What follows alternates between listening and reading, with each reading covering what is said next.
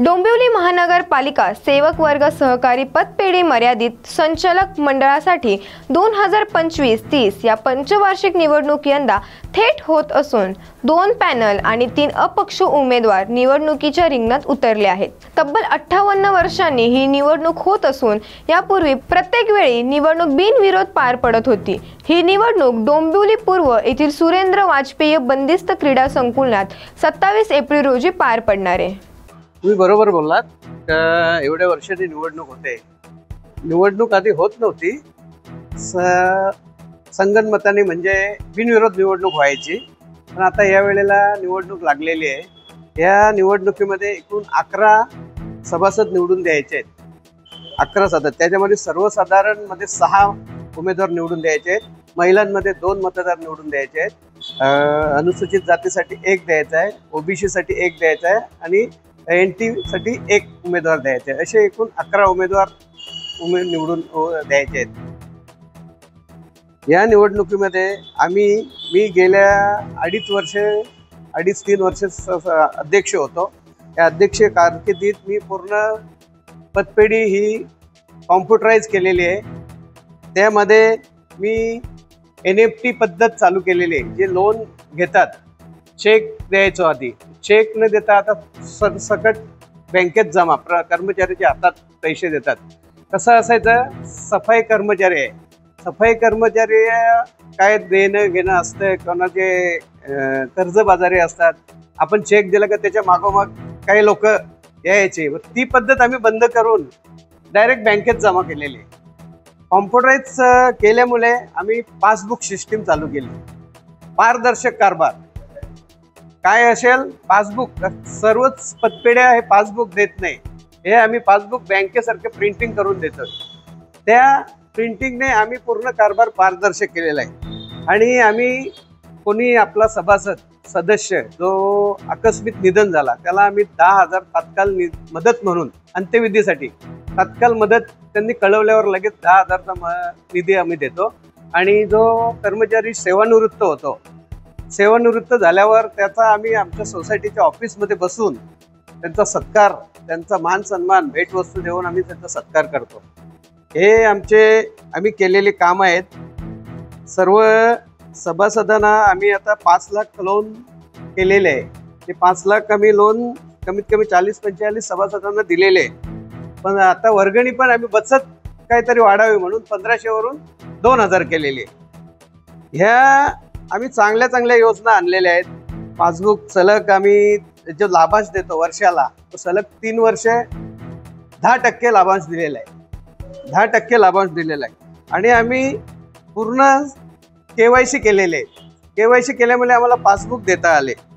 आणि महापालिकेकडून आमचं ते डोंबिवली डिव्हिजनला आमचं कार्यालय होतं, ते कार्यालय जुनी इमारत झाल्यामुळे बंद केलं आणि आम्ही आता माननीय उपायुक्त मालमत्ता यांच्याकडे पाठपुरावा करून आम्ही नवीन जागाही उपलब्ध करून दिलेली आहे। त्यामुळे सोसायटीला पूर्ण वेळ आम्ही कर्मचारी तिथे ठेवलेले आहेत, पूर्ण वेळ कर्मचारी देतात। आणि पुढचं आमचं उद्दिष्ट जे आहे, आमचं पहिला उद्दिष्ट आहे ग्रुप विमा करायचा। ग्रुप विमा चालू करून जे कधी कोणाचं आकस्मिक काही झालं त्याला ती मदत म्हणून ग्रुप विमा सुरू करतोय। आणि त्याच्या अंगावर लोन असेल, कर्ज, ते कर्ज त्या ग्रुप विम्यामध्येच कटिंग करून मिळेल, म्हणजे नाही घरच्यांवर त्यांचा भार नकोय। त्यासाठी आम्ही ते ग्रुप विमा करणार आहोत। आणि एक महत्वाचा मुद्दा आम्ही काय करतो, इथं आमचे सफाई कामगार असल्यामुळे प्रत्येकाला थोड्या लोनची गरज असते। थोडी लोन म्हणजे काय लोक येतात 2 हप्ते 3 हप्ते पेड झाल्यावर, आम्ही त्यासाठी शॉर्ट लोन करतो। शॉर्ट लोन 50,000 पर्यंत देण्याची आम्ही सुविधा पुढच्या निवडणूक झाल्यानंतर आम्ही करणार आहोत। आणि आम्ही आमचा सभासद 10वी-12वीची मुलं असतात, आमच्या सभासदांची मुलं, त्यांचा आम्ही सत्कार सुरू करणार आहोत 10-12 वर्षांपूर्वी। आणि आणखी एक महत्वाची गोष्ट म्हणजे आम्ही कल्याण, डोंबिवली आणि कल्याण असे 2 विभाग आहेत। कल्याण येथे आम्ही स्वतंत्र एक दुसरी शाखा सुरू करणार आहोत। हा आमचा अजेंडा आहे। पहलगाम येथील आतंकवादी हल्ल्याच्या पार्श्वभूमीवर केंद्र सरकारने सर्व पाकिस्तानी नागरिकांचे व्हिसा रद्द करून त्यांना 48 तासात देश सोडण्याचा आदेश दिला। मात्र अमरावती शहरात शॉर्ट टर्म पाकिस्तानी व्हिसावर सध्या एकही व्यक्ती दाखल झालेला नाही, अशी माहिती पोलीस आयुक्त नवीन चंद्र रेड्डी यांनी सांगितली। अमरावती शहरात सध्या अशा कोणत्याही व्यक्तीचा शहरात थेट वावर नाही। Okay sir. अमरावती शहर में आज के टर्म में आज डेट तक पाकिस्तानी वीज़ा पे शॉर्ट टर्म वीज़ा पे कोई भी व्यक्ति आया नहीं है और हाज़िर नहीं है आज डेट में। और जो लॉन्ग टर्म वीज़ा पे यहाँ रह रहे हैं वो लोगों को अभी कोई प्रॉब्लम नहीं है उनके लिए, उनको रिपोर्ट करने का कोई आदेश नहीं है। बट जो शॉर्ट टर्म वीज़ा पे जिनको बताया गया है कि वापस भेजना है, पर अभी तक कोई किसी ने रिपोर्ट नहीं किया और शॉर्ट टर्म वीज़ा पे कोई नहीं है अमरावती शहर में। महाराष्ट्र राज्याचे उपमुख्यमंत्री हे आज नांदेड येथे आले असून नांदेड विमानतळावरती राष्ट्रवादी काँग्रेसच्या पदाधिकाऱ्यांच्या वतीने त्यांचा सत्कार करण्यात आला व त्यानंतर परभणी येथे होणाऱ्या कार्यक्रमासाठी अजित पवार रवाना झाले।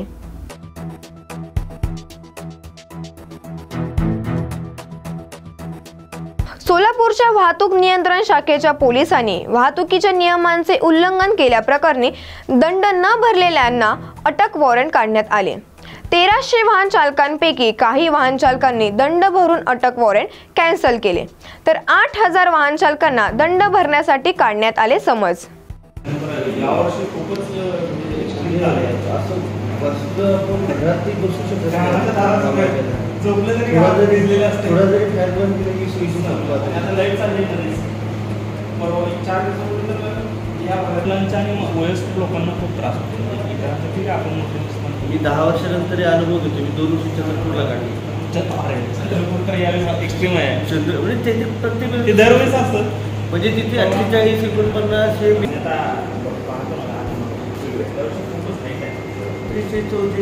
आताच आहे मे महिन्यामध्ये किती बॅड होतं। लोकसभा आणि विधानसभा निवडणुकीत महायुतीला मिळालेल्या अभूतपूर्व यशाबद्दल महाराष्ट्रातील जनतेचे आभार मानण्यासाठी उपमुख्यमंत्री एकनाथ शिंदे यांनी राज्यभर आभार कार्यक्रम सुरू केले। आभार दौरा यात्रा 27 एप्रिल रोजी बुलढाणा येथे असून बुलढाणा शहरातील जिजामाता स्टेडियम समोरील मैदानावर सकाळी 10 वाजता शिंदेंची जाहीर सभा होणार। बुलढाणा शहरात ठिकठिकाणी मोठमोठे बॅनर्स, झेंडे लावण्यात आले, त्यामुळे बुलढाणा शहर भव्य दिसत आहे। सभेच्या निमित्ताने जोरदार शक्ती प्रदर्शनाची तयारी शिंदे गटाने केली आहे।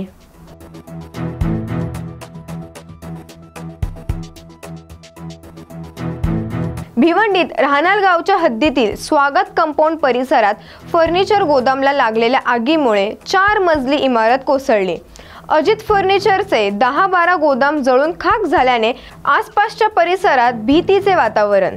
आगीवर नियंत्रण मिळवण्यासाठी शर्थीचे प्रयत्न सुरू आहेत।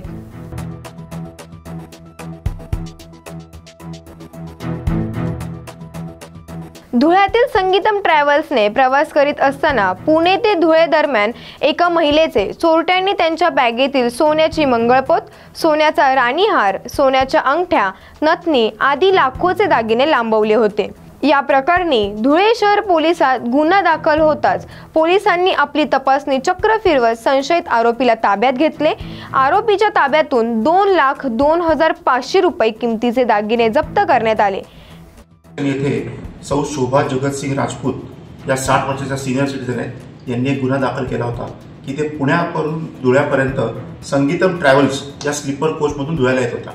त्या अनुषंगाने एकदा मध्ये गाडी खाण्यासाठी थांबली असता त्यांची सोन्याची मंगलपोत, सोन्याचा राणीहार, सोन्याच्या अंगठ्या आणि कानातील सोन्याची कर्णफुले इतका जवळजवळ 2 लाखाच्या वरचा माल हा संबंधित एका चोरट्याने पकडला होता।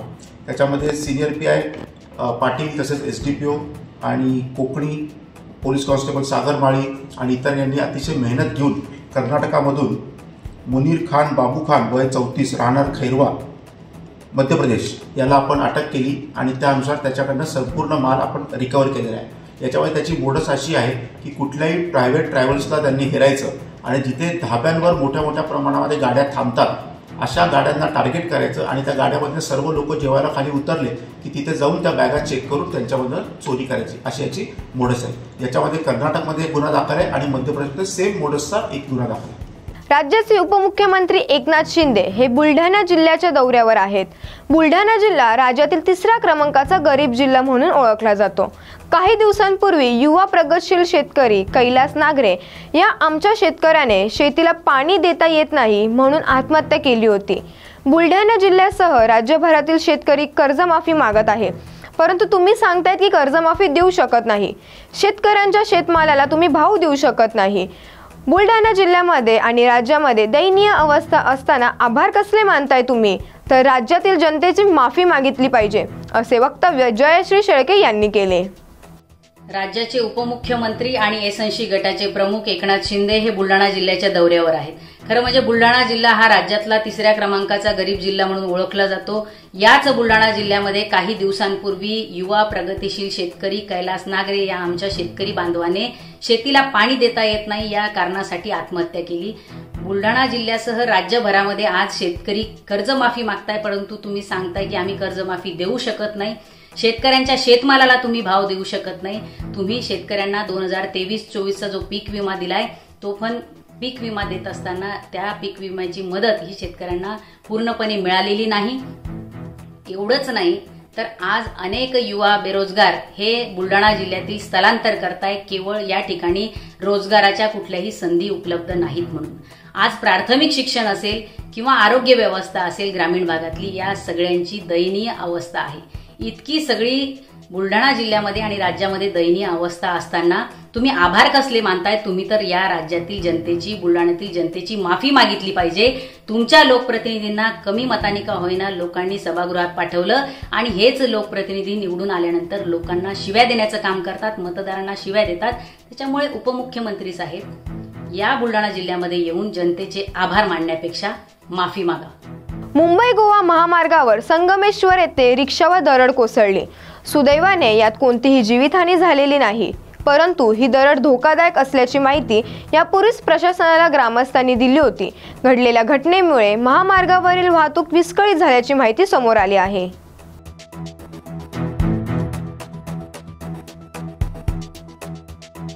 बुलढाणा जिल्ह्यात भीषण पाणी टंचाई जाणवत आहे। जिल्हाधिकारी यांनी फक्त कागदोपत्री योजना राबविल्या जात असल्याचा भास निर्माण करीत आहेत। प्रत्यक्षात जिल्हावासियांना पाण्यासाठी मोठा संघर्ष करावा लागतोय। 40 अंश तापमानात पाण्यासाठी पायपीट करावी लागत असल्याचे जिल्हा प्रशासनावर रोष व्यक्त केला जातोय। वडाळी युवकाने 60 फूट खोल विहिरीत उतरून आंदोलन केले। पाणी द्या अन्यथा विहिरीतच जीव देतो अशी भूमिका वडाळी ग्रामस्थांनी घेतली होती। मात्र प्रशासनाने पाणी देण्याचे आश्वासन दिल्यानंतर ग्रामस्थांनी आंदोलन मागे घेतले।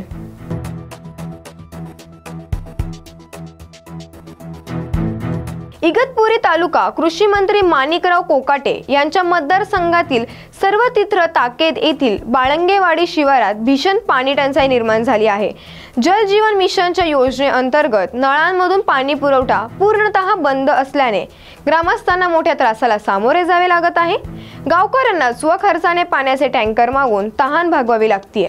प्रशासन आणि स्थानिक लोकप्रतिनिधी यांचे दुर्लक्ष झाल्याची तक्रार ग्रामस्थांनी केली। तात्काळ टँकरने किंवा अन्यथा माध्यमातून नियमित पाणी पुरवठा सुरू करण्याची मागणी महिलांनी जोरदारपणे केली आहे। आम्हाला पाण्याची अडचण आहे, पाणी भेटत नाही आणि 100 रुपये टिपाडानं पाणी ते पण कधी आहे तर कधी नाही। आणि मतदान घ्यायच्या टायमाला हे लोक दारोदार प्रत्येकाच्या घरोघर फिरत होते। मग पाण्याच्या टायमाला का ना त्यांनी प्रत्येकाला विचारावं ना, ते का बरं विचारती नाही असं? आणि ज्यावेळेस त्यांची गरज राहते तेव्हा ते त्यांची गरज भागून घेतात आणि गरिबांना विसरून जातात। असं थोडं राहतंय का? जालना शिवसेनेचे नेते आमदार अर्जुन खोतकर आणि मुलगा अभिमन्यू खोतकर यांना जीवे मारण्याची धमकी देण्यात आली।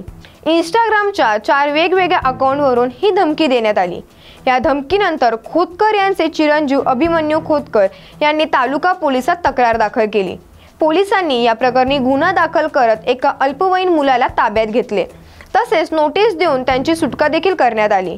दरम्यान या प्रकरणी पोलीस इतर आरोपींचा शोध घेत आहे। अभिमन्यू खोतकर यांच्या फिर्यादीवरून काल दिनांक 24 रोजी CR नंबर 274/25 प्रमाणे गुन्हा दाखल आहे। सदर गुन्ह्याचा तपास API पाटील साहेब करत आहेत। सदर गुन्ह्यामध्ये इंस्टाग्रामवरून इनडायरेक्टली काही टॅग केलेला आणि व्हिडिओ केलेले असे धमकी वजा व्हायरल झालेले होते व्हिडिओ, त्यावरून सदरचा गुन्हा दाखल केलेला आहे। त्यावरून आपण एक आरोपी ची माहिती मिळाली असता तो ताब्यात घेतला आहे, पण त्याचं वय कमी असल्या तो 15 वर्षाचा जुवेनाइल आहे, तर त्याला नोटीस देऊन त्याच्या वडिलांच्या ताब्यात दिलेला आहे। त्यांनीच बोगस एक स्क्रिप्ट तयार केलेली होती आणि त्याच्यावरूनच ते अपलोड केलेलं होतं। त्यावर ते काही कमेंट्स आलेल्या होत्या, त्यामध्ये आपल्याला 4-5 जणांचे IDs मिळालेले आहेत, त्यामुळे बाकीच्या आरोपींचाही शोध घेणं चालू आहे। असल्या कुठल्याही धमक्याला घाबरणारे आम्ही नाहीत। जे धमक्या देतात त्यांना निश्चितपणे सरळ करू। आणि मला असं वाटतं की अलीकडच्या कालखंडामध्ये सट्टा मटका IPL जमिनीचे सर्व गोष्टी या सर्व उघड केल्यामुळं काही लोकांच्या पोटात दुखत असेल आणि त्यामुळं त्यातही ते थ्रेट ते देत असतील। आम्ही हे सर्व काही हलक्यामध्ये घेत नाहीत, यांचा सर्वांचा बंदोबस्त करू। याच्या बरं कधी धमक्या आले होते? हां, मग येत होते, पण असं आम्ही हे घेत नव्हतो, सिरियसली घेत नव्हतो, पण आता सिरियस घेऊन निश्चितपणे सर्वांचा बंदोबस्त केला जाईल। पण ही माहिती तुम्हाला नेमकी केव्हा कळली? हे गेले 8-10 दिवस झाले मी बघतोय सारखं इंस्टाग्रामवर वगैरे याच्यावर, त्यामुळं त्याच्यावर डायरेक्ट थ्रेट येतात, जेव्हा मानाच्या धमक्या येतात। मला असं वाटतं की तुमच्या अशा धमक्यामुळे मी माझं काम बंद करणार नाही। या धमक्यांना तुम्ही उत्तर देणार? 100% उत्तर देऊ आणि या धमक्याला घाबरत पण नाही। जे काम माझं चालू ते काम चालू राहील। या ठिकाणी फिर्याद वगैरे देण्यात आली? फिर्याद दिली त्यामुळे माझ्या मुलाने फिर्याद दिली। मुंबईतील नरिमन पॉइंट येथील बजाज आर्ट गॅलरी येथे द झील नावाचे चित्र प्रदर्शन आयोजित करण्यात आले। येथील संपूर्ण चित्र एकाच कलाकाराकडून काढण्यात आलेले आहे आणि चित्रकाराचे नाव दीपा कुलकर्णी। या प्रदर्शनात पेंटिंग आणि क्ले आर्टशी संबंधित सर्व गोष्टी असून एका नवीन प्रयोगाच्या माध्यमातून दीपा यांनी चित्र रेखाटले आहे। चिनी मातीचा चित्रकलेसाठी वापर करून दीपा कुलकर्णी यांनी आकर्षक अशा विविध रंगांनी रेखाटलेल्या पेंटिंग या प्रदर्शनात पाहायला मिळतात। प्रत्येक चित्र काहीतरी संदेश देत असतो। अर्थपूर्ण चित्र काढण्याचा माझा नेहमीच प्रयत्न असतो, असे चित्रकार दीपा कुलकर्णी यांनी सांगितले। अगर हम लोग कहीं ऊंचाई से देखते हैं, समझो किसी हिल पे चढ़ गए या फ्लाइट से जा रहे हो, तो आप जब नीचे देखते हो जंगल की तरफ, तो आपको ऐसा दिखता होगा, कहीं ज़मीन दिखती होगी, कहीं डिफरेंट टाइप्स के पेड़ पौधे दिखते होंगे, कहीं बीच में ही कुछ चमकीला ऐसा पानी दिखता होगा। So these are echoes of green land. और दूसरा उसमें ये जो दिख रहा है, ये पंचतत्व जो हमारे होते हैं वो पंचतत्व के सिंबल्स होते हैं। पूरी दुनिया में 4 तत्व फॉलो किए जाते हैं। Rest of the world follows only 4 elements, we follow 5। तो ये पंचतत्व के हर संस्कृति में अपने अपने सिंबल्स हैं। उन सिंबल्स को इकट्ठा करके अपने भी कुछ सिंबल्स यूज़ करके मैं जनरली बहुत सारे मेरे पेंटिंग्स पे ऐसा लिखती हूँ, निकालती हूँ। क्योंकि I follow and I believe in all the पंचतत्व। ये अगर आप देखोगे सारा, तो ये है पोर्सिलिन क्ले, और क्ले के डिफरेंट टाइप्स होते हैं और उसके स्कल्पचर्स बनते हैं, म्यूरल्स बनते हैं, लेकिन वो फायर होते हैं। और कोई भी क्ले जो होती है, पर्टिकुलरली पोर्सिलिन क्ले, ये जब हम बनाते हैं तो उसको एयर ड्राई करते हैं और उसके बाद फायर करते हैं। उसको भट्टी लगती है और उस भट्टी में, जिसको क्लिंग कहते हैं, वो उसमें फायर होता है 1600-1200 डिग्री के ऊपर। मेरा थोड़ा एफर्ट एनर्जी सेविंग का भी था, क्योंकि 1200-1600 डिग्रीज तक कोई भी ये ले जाना तो एनर्जी कंजप्शन इज़ बहुत ज़्यादा होता है। तो मैंने क्ले बनाए, क्ले से चीज़ें बनाई और उसको सिर्फ एयर ड्राई किया। लेकिन उसकी फ्रेजिलिटी, उसका नाजुकपना मेंटेन करने के लिए कुछ तो करना पड़ेगा, वरना ये इतना फ्रेजाइल होता है कि थोड़ा धक्का लग जाए या ऐसे कुछ हाथ लग जाए तो टूट जाता है। तो उसीलिए मैंने इसमें फ्रेम में डाला है, ताकि उसको कुछ ना हो और वो जितनी फायर्ड क्ले चलती है उतना ही ये चलता है।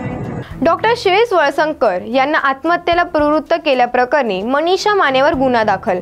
या प्रकरणी आरोपी मनीषा मानेला 14 दिवसांची न्यायालयीन कोठडी। मनीषा माने हिला आतापर्यंत एकूण 5 दिवसांची पोलीस कोठडी दिली होती। त्यानंतर आज पोलिसांनी न्यायालयीन कोठडी मिळावी अशी विनंती कोर्टाला केली आहे। आज तपास अधिकाऱ्याने न्यायालयीन कोठडीची मागणी केली, त्यामुळे न्यायालयाने 14 दिवसाची न्यायालयीन कोठडी सुनावली आहे। परंतु न्यायालयीन कोठडी मागताना तपास अधिकाऱ्याने पोलीस कोठडीचा फक्त अहवाल राखून न्यायालयीन कोठडी मागितली। त्याचा अधिक दिवस कसा बाधित अधिकार नवीन BNS कायद्याप्रमाणे पोलिसांना कसा अधिकार दिलेला आहे जाण्यासाठी काही आपण प्रयत्न करणार दुपारी आज दाखवतो. आता याच्या सगळ्या सर्टिफाईड कॉपी काढून आणि सोमवारी किंवा मंगळवारी सदरांगात जातीसाठी आले विश्वास आहे आपलं त्याने नवीन आहे. हो काय नेमकं प्रकरण नवीन होतं या सगळ्या प्रकरणावर आपल्याला काय वाटतं की नाही.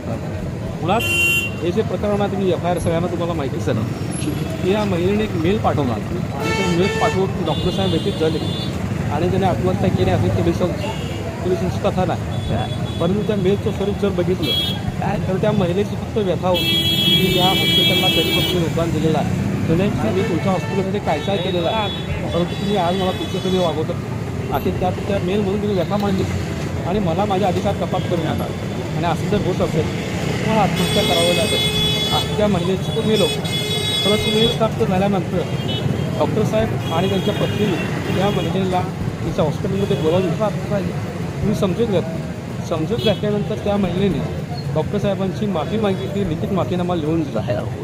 त्यामुळे जर लिखित माफी एक मुळात हा मुद्दा आहे ती महिला जर त्रास देणारी होती आणि त्याच्यामुळे एवढा प्रचंड प्रमाणात मानसिक त्रास होणार होता पण मुळात डॉक्टर साहेब आता त्यांच्या पत्नीने त्यांना बोलावून घेतला नसतं. ज्या त्यांनी बोलावून घेतला त्यात त्यांना एक विश्वास होता की ही आपल्या ऐकण्यातली एक जुनी कामगार ही वगैरे आणि ज्यावेळेस माफी मागितली त्यावेळेस त्यांच्या म्हणण्याप्रमाणे सर्व गोष्टी घडल्या होत्या त्यापैकी महिला जे हे आपल्या ऐकण्यातल्या आहेत आणि त्याच्यानंतर आत्महत्या होती म्हणजे याचा अर्थ असं समजायचं की त्या महिलेला माफी मागितली म्हणून डॉक्टर साहेबांना त्रास झाला. त्यामुळे हे जे FIR मध्ये नमूद कारण आहे आता इतकं होणं इतकं येतं आत्महत्या जेवढ्या प्रवृत्त अशी परिस्थिती असते तेव्हा माणसाची अशी पाहिजे की त्या संबंधित माणसाला दुसरा कुठलाही ऑप्शन नसला पाहिजे सुसाईड करण्याची. अशामध्ये बरेच जे ऑप्शन होते ते डॉक्टर साहेबांनी वापरलेले तिला बोलवलं माफी मागितली सगळा विषय संपवला. त्यामुळे या सगळ्या गोष्टीची बाबी जर बघितल्या तर एक दिसून येतं की त्या मेलमुळे हे आत्महत्या केली असं दिसून येत नाही असं आमचं मत आहे. पूर्वीपासून आमच्या तर आपले काही तपासावरती काही आपल्या ऑब्जेक्शन्स असणार का कारण ज्या पद्धतीने तपास होणं अपेक्षित होतं त्यामध्ये असं आहे की फिर्यादींचे जबाबसुद्धा समोर आलेले पाहायला मिळत नाही आहे. तपास अजून चालू आहे आणि तपासात नेमकं काय घडलं आम्हाला शासनानुसार कळणार नाही त्यामुळे आता ऑफिशियल येणार. काल जप्तनामामधला एक मुद्दा होता रिमांडमधला बंदुकीच्या ज्या गोळ्या होत्या त्या बाथरूममध्ये पडलेल्या तर रिव्हॉल्वर मात्र बेडवरती सापडली बेडरूममध्ये असं जप्तनामामध्ये केलं. एवढ्यावर मला प्रतिक्रिया देता येणार नाही कारण त्याचे पंचनाम्याची प्रती जर मिळाल्या तर मला त्याचा अभ्यास करून घेता येईल कारण पंचनामा झालेला असेल मागणी करण्यापेक्षा नाही ते दोषारोपपत्रावर येणार. गेल्या काही दिवसांपासून उकाड्यापासून हैराण असलेल्या अक्कलकोटकरांना अवकाळी पावसामुळे दिलासा मिळाला. त्यामुळे अक्कलकोट तालुक्यातील अनेक भागात अर्ध्या तासाच्या मुसळधार पावसाने हजेरी लावली.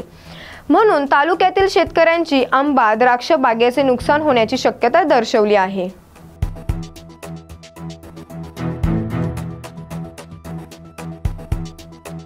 जालना शहराचा पाणी प्रश्न दिवाळीपर्यंत मिटणार. जालना शहराला पाणी पुरवठा करण्यासाठी अंबड शहरात 35 दशलक्ष लिटर क्षमतेच्या जलशुद्धीकरण प्रकल्प उभारण्यात येत असून या प्रकल्पाचे काम आता अंतिम टप्प्यात सुरू आहे.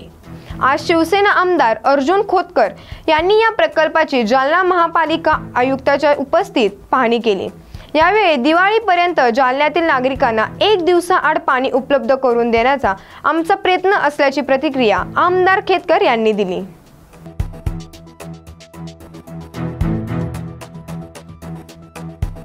अशाच नवनवीन बातम्या पाहण्यासाठी पाहत रहा न्यूज मराठी 24/7. नवा भारत नवा विचार.